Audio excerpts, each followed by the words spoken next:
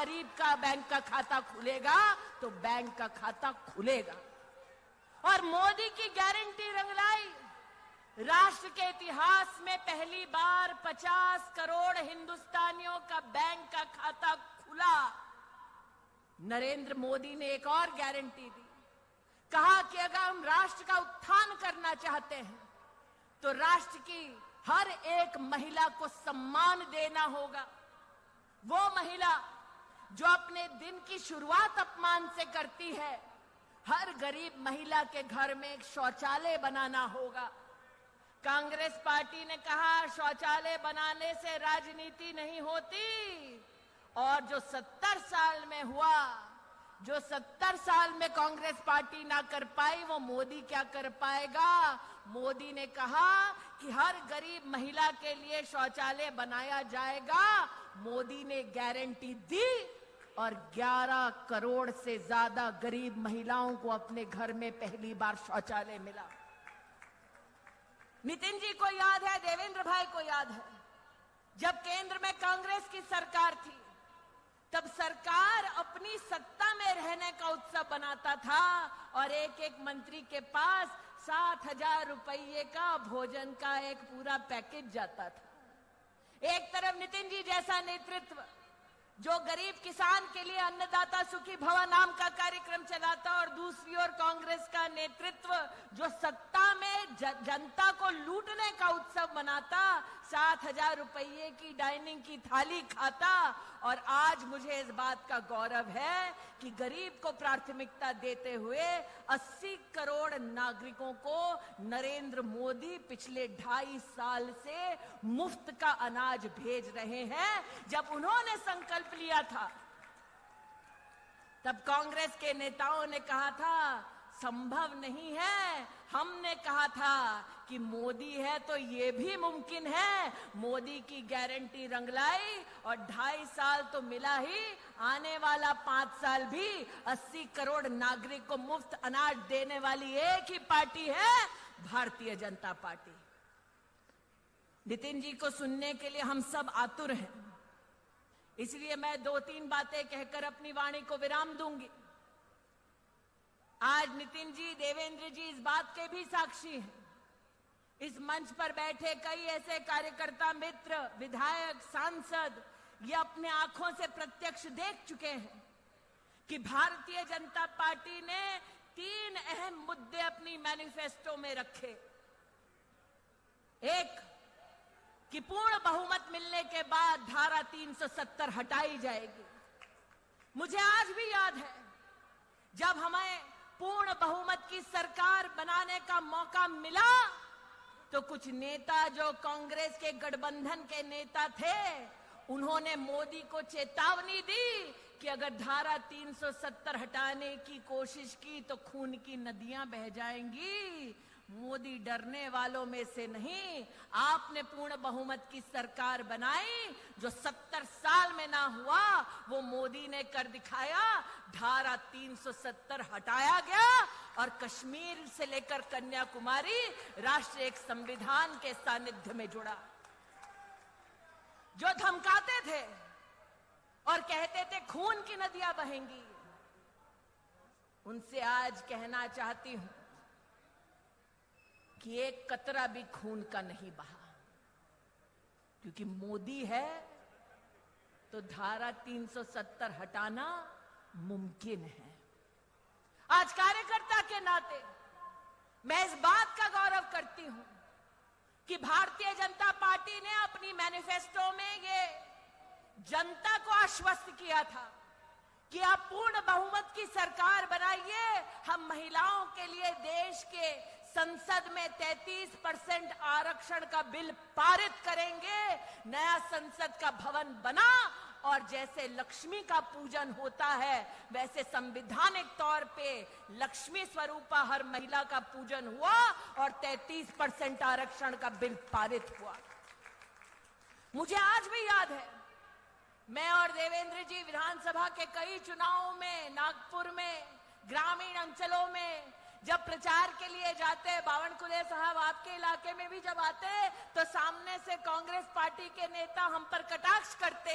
जब हम बार बार हर गांव हर गली में कहते मंदिर वहीं बनाएंगे, वो कहते तारीख नहीं बताएंगे। हमने 500 साल अपने धर्म के लिए धैर्य दिखाया। पूर्ण सत्ता होने के बावजूद एक एक कार्यकर्ता प्रतिबद्ध रहा कि हम संविधान की एक भी धारा का उल्लंघन नहीं करेंगे। हमने अपने धर्म के लिए धैर्य दिखाया, सुप्रीम कोर्ट का रास्ता खटखटाया और सुप्रीम कोर्ट से रामलल्ला को एक भव्य मंदिर में विराजमान करवाने के लिए आदेश पाया। उनकी हिमाकत देखिए, जब वो सत्ता में थे तो उनका घमंड ऐसा कि उन्होंने भगवान राम का कोई अस्तित्व नहीं ऐसा एफिडेविट देश की एक कोर्ट में दे दिया। उनका घमंड देखिए कि जब वो सत्ता में थे तब उन्होंने दस्तावेज दे दिया कि राम सेतु नाम की कोई चीज नहीं। अहंकार आज भी बरकरार है। जब रामलला का भव्य मंदिर निर्मित हो रहा था, जब प्राण प्रतिष्ठा समारोह के लिए उनको भी आमंत्रित किया गया, अहंकार देखिए, उन्होंने आमंत्रण को ठुकरा दिया। देवेंद्र भाई, रस्सी जल गई, बल नहीं गया। इसलिए आज आप सबसे कहती हूं कि हर राम भक्त ने, जिसने धर्म के लिए धैर्य दिखाया, आज पुनः धैर्य दिखाने का समय आया है। हमको उकसाया जाएगा, कुछ लोगों को एआई के माध्यम से, डीपफेक के माध्यम से बरगलाया जाएगा, लेकिन आज हम डंके की चोट पर कह सकते हैं, और अगर राहुल गांधी तक मेरी आवाज पहुंचे तो कान खोलकर सुन लो, मैदान तुम चुनो, कार्यकर्ता हम देंगे। आओ, तुम्हारे 10 साल और मोदी के 10 साल के बीच में क्या फर्क है, इस पे चर्चा हो जाए। मैं नहीं कहती मैं जाऊंगी चर्चा के लिए, तब पक्का नहीं आएंगे तेजस्वी, लेकिन इतनी गारंटी देती हूं कि युवा मोर्चा का एक भी साधारण कार्यकर्ता जाकर राहुल गांधी के सामने बोलने लगे तो राहुल गांधी में इतना दम नहीं कि युवा मोर्चा के किसी कार्यकर्ता के सामने टिक जाएगा। और अगर युवा मोर्चा के किसी कार्यकर्ता को यह मौका मिले कि जो अन्याय करने के बाद न्याय यात्रा निकालने का ढोंग कर रहे हैं, उनसे अगर बात करने का मौका मिले, तब एक प्रश्न अपनी दीदी की ओर से जरूर पूछना कि प्रभु राम के अस्तित्व को नकारा, भारत की सेना के शौर्य को धिक्कार कर राहुल गांधी और उसके नेताओं ने देश की संसद में भारत की सेना से प्रमाण मांगा उनके पराक्रम का। मैं उस महाराष्ट्र में काम कर चुकी हूं जहां पर 26/11 का आतंक हम सब ने अपनी आंखों से देखा। हम सबको याद है, पाकिस्तान से आतंकवादी आए, मुंबई की सड़कों को लहूलुहान कर दिया और दिल्ली में बैठी सोनिया मैडन की सरकार चुपचाप तमाशा देखती रही। हम सब महाराष्ट्र में इस बात के साक्षी हैं। नितिन जी को याद होगा, गृह मंत्री को उस वक्त कांग्रेस की सरकार में कपड़े बदलने से और प्रेस कॉन्फ्रेंस करने से फुर्सत नहीं मिल रही थी, और यहां पर जनता त्राहिमाम कर रही थी कि किसी को तो भेजो ताकि हमारी रक्षा हो सके। और उस शाम जब मुंबई लहूलुहान हो रही थी, तब मीडिया के माध्यम से पता चला कि कांग्रेस के युवराज किसी जश्न में शामिल थे। वो व्यक्ति जो मुंबई जब लहूलुहान हो रही थी जश्न में शामिल थे, वो भारत की सेना से उनके पराक्रम का तब प्रमाण मानते हैं जब भारत की वायुसेना पाकिस्तान में आसमान चीरते हुए आतंकवादी कैंप्स को ढेर करती है। आज चाहती हूं उनसे पूछा जाए कि क्या यह संभव था जब कांग्रेस की सत्ता थी कि विंग कमांडर अभिनंदन को भारत की सरहद पर पाकिस्तान हाथ जोड़ते हुए वापस छोड़कर जाए। अरे ये 56 इंच की छाती वाला है जिसने 56 घंटे में विंग कमांडर अभिनंदन को भेजा। इसलिए आज नितिन जी के समक्ष जब वो राष्ट्रीय अध्यक्ष थे, मुझे याद है कि सोनिया गांधी की सरकार के खिलाफ जितने मोर्चे हुए, जितने लोगों ने बलिदान दिए, राजबाला को नहीं भूलूंगी जो रामलीला मैदान में मौत के घाट उतारी गई क्योंकि उसने सोनिया गांधी के भ्रष्टाचार के खिलाफ आवाज उठाई थी।